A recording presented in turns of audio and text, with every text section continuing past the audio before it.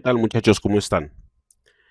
Mi nombre es Salvador Barajas y soy licenciado en matemáticas. Voy a estarlos acompañando en una serie de videos para la materia de cálculo diferencial. Esos videos les van a servir de apoyo para poder llevar a cabo la materia. Son videos muy cortos que van a llevar una evaluación que tú vas a poder realizar desde un código QR para poder hacer una retroalimentación de lo que cada video te indica. Entonces, comenzamos. Vamos a comenzar con lo que son los números, la clasificación de los números. Ustedes van a trabajar con números en toda esta asignatura y en muchas asignaturas de su carrera. Y esto lo tienes que ver como si fueran diferentes familias. Entonces, vamos a ver cómo se clasifican los diferentes números que vamos a usar. Están los números naturales, sin signo negativo, 0, 1, 2, etcétera, hasta el infinito positivo. Los números enteros, que sería el 0, los positivos y los negativos. Los números racionales, que van a ser fracciones. Estos números tienen la característica de que pueden tener forma de fracción o forma de decimal. Si tú divides la fracción 3 entre 4, te va a dar 0.75. Quiere decir que este número racional se puede acomodar como fracción o como decimal.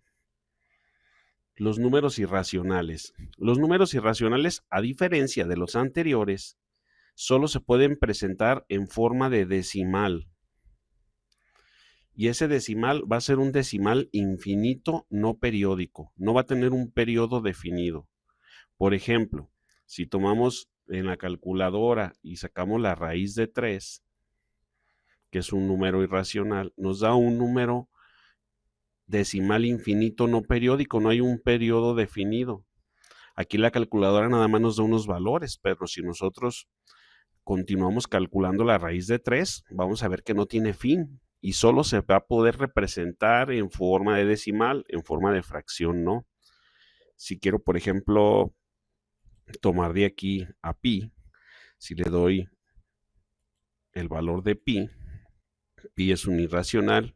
Si calculamos pi en alguno de los diferentes métodos que se tiene para calcular pi, vamos a ver que es un número infinito no periódico, entonces no vamos a poder convertirlo a fracción nunca. Entonces, esos números se llaman irracionales. No hay una forma de convertirlos a fracción. Aquí este decimal .75 sí lo puedo volver a convertir a fracción. Más adelante vamos a ver un método. Pero los irracionales no se pueden volver a convertir. Entonces, todos estos números de aquí hacia arriba son los números reales. Son los números que viven en la recta numérica real.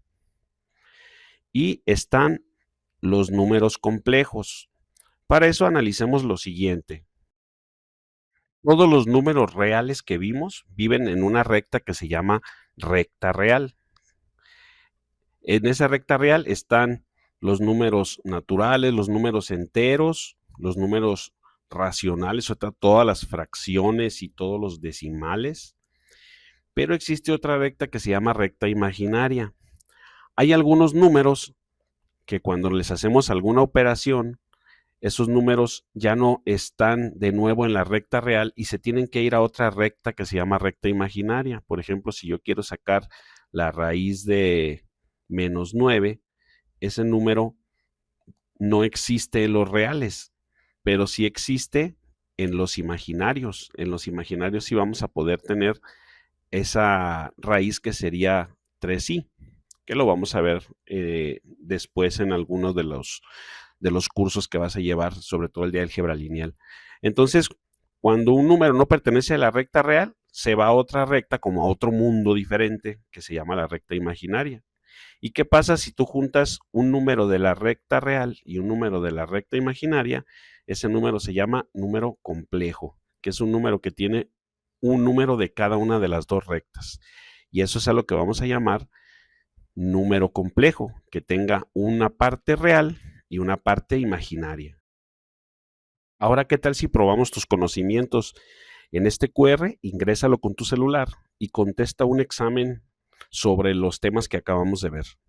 Al final te va a dar tu puntuación y me dices qué tal cómo te fue. Y si ves que necesitas retroalimentación, pues vuelve a ver el video. Nos vemos en el siguiente video, que hablaremos de las conversiones de fracción a decimal y de decimal a fracción. Veremos cómo en los números racionales podemos convertir de una fracción a un decimal y de un decimal a una fracción, y los tipos de decimales que podemos observar. Nos vemos en el siguiente video.